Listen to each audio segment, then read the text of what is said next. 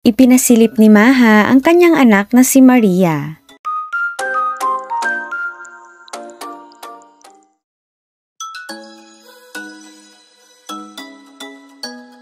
Hindi pa nito isinasa publiko ang buong larawan ng kanyang baby para sa kanilang privacy. Pero side view pa lang ay halata namang manang-mana kay Mami Maha na pretty.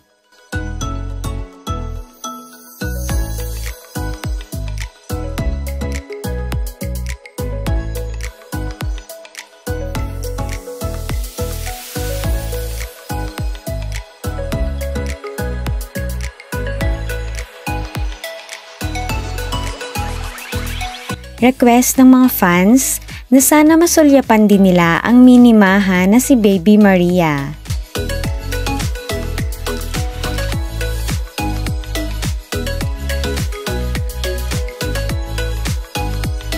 Ayon sa mga close friends ni Maha ay napaka-cute at charming ng face nito.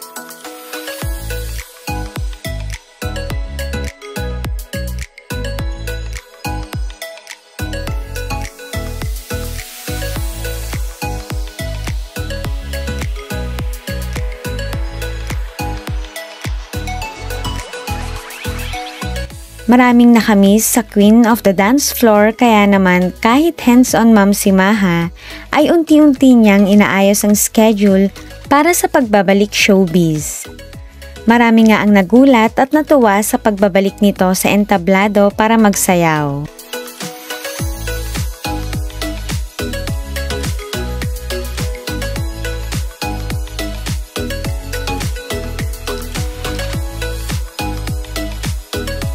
Ngunit hindi mawawala ang ilang pumupuna sa pagbabago ng katawan nito. To the rescue naman ng ilang supporters na malawak ang pangunawa. Dahil normal lang ang pag-gain ng weight dahil ilang buwan pa lang ang nakalipas pagkatapos manganak.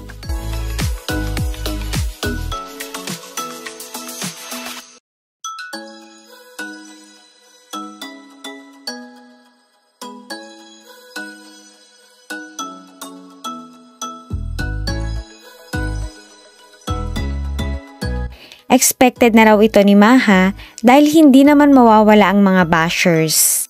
Para sa mga real supporters nito ay kahit tumaba raw siya ay nananatili pa rin ang natural beauty ni Maha.